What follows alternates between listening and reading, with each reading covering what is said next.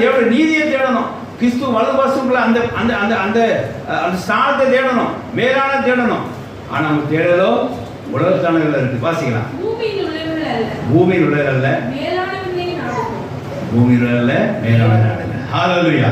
நாம் பூமியில் உள்ள மேல் நம்ம சிந்தை வைக்கிறனாலே நம்ம நிறைய கெட்ட பழக்கங்கள் நமக்கு உண்டாகிறது.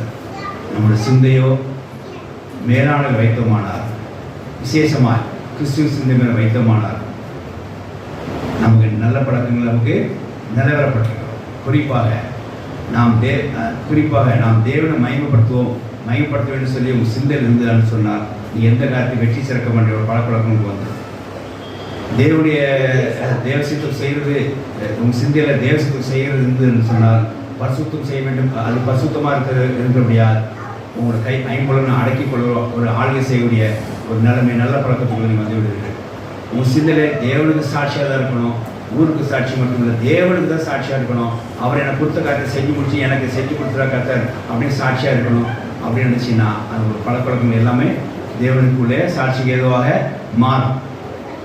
ஆனால் உங்கள் சிந்தைகளோ பூமிக்குள்ளே இருந்துச்சு அப்படின்னா உங்களோட பழக்கவழக்கங்களில் உங்களுக்கு தப்பான வழக்கங்கள், தேவையில்லாத பழக்கவழக்கங்கள்லேருந்து நீங்கள் விடுதலை பெற முடியாது. ஆகையினாலே நம்முடைய சிந்தையானது இயேசு சிந்தை போல் இருக்க கடவுள். இயேசு சிந்தை இருந்துச்சு அப்படின்னா அந்த சிந்தையானது நல்ல பழக்கங்களை கொண்டு வரும்.